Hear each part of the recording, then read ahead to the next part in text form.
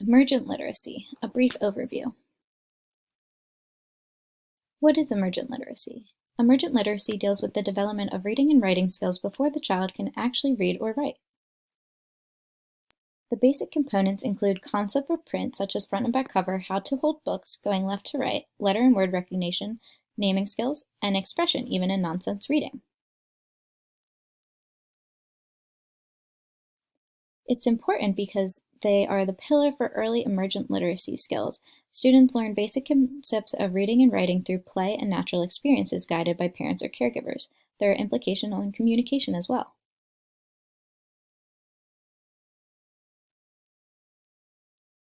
So how can we help our children develop these skills?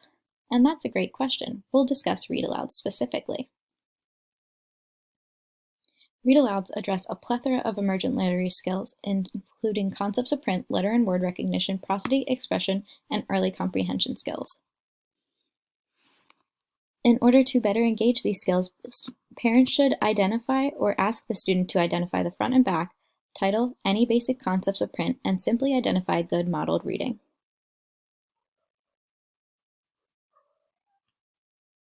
In order to develop letter and word recognition, parents can ask their children to identify different letters, and as they become better readers, start to build their vocabulary and master sight words.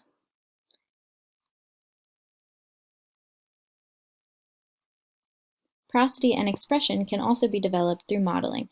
Show proper rate, expression, stress, rhythm, and any type of reading that these will be exampled will be picked up. So what do you need at home and where can you buy these materials? How long should these stories be? Materials can be bought at any bookstores, libraries, or online shopping. Any age-appropriate text is fine. You can use props or puppets if needed. Parents can try to make time every other day. It doesn't have to be long. How can you adapt or modify this for a child with disabilities? If the child has a visual impairment, try Braille, large text, or props. Hearing impairments can be translated into ASL, hidden messages should be made clear, and use attention maintenance strategies.